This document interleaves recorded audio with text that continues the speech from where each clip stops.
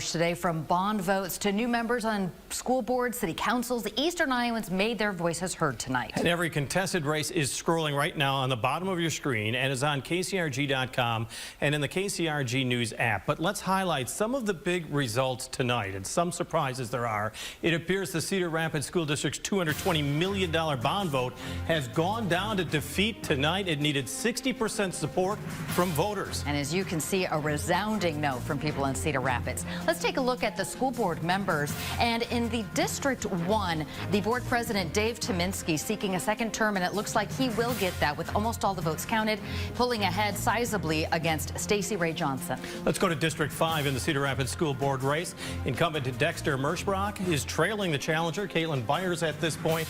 It is a close race, but Caitlin Byers appears to have won tonight. What's interesting about this race, Dexter Merschbrock, the only school board member who was openly against that bond issue that failed. Right. And now he's out.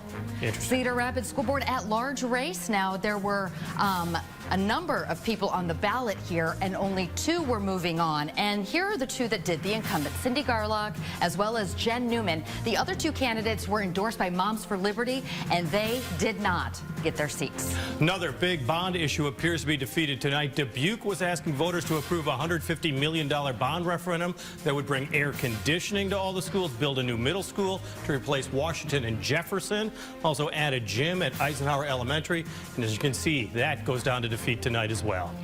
College community. Let's take a look at the bond issue in that school district. This one is unique, similar to Dubuque's, where it will not raise taxes if it does pass, and it looks like it is absolutely going to pass. This means college community getting a new pool and wellness center that the YMCA will operate. Now, we will get to more results in a moment, but first, let's get to reaction to those big school bond questions that were on tonight's ballots. We're looking at the $220 million bond referendum in Cedar Rapids. Would have been the largest in the state if it passed, but we now know very unlikely that it will do so. TV9's Molly Swain joins us live at Metro High School, which was the site of one of the places would see some improvements if that bond passed, but a sizable failure tonight, Molly.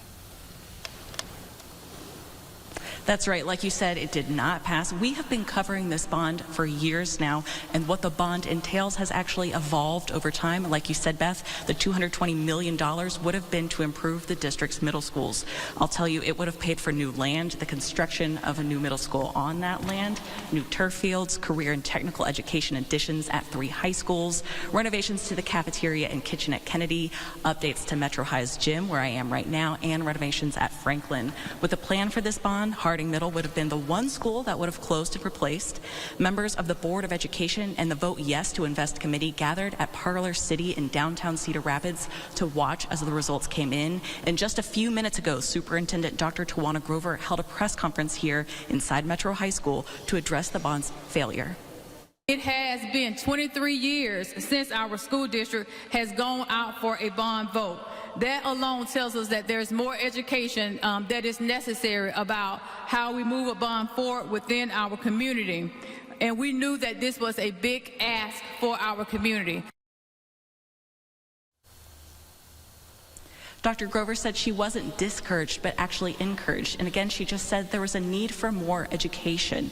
The failure of this bond means property taxes are going to stay the same rather than going up by $2.70 for every $1,000 of assessed value. From inside Metro High, Molly Swain, KCRG TV9 News.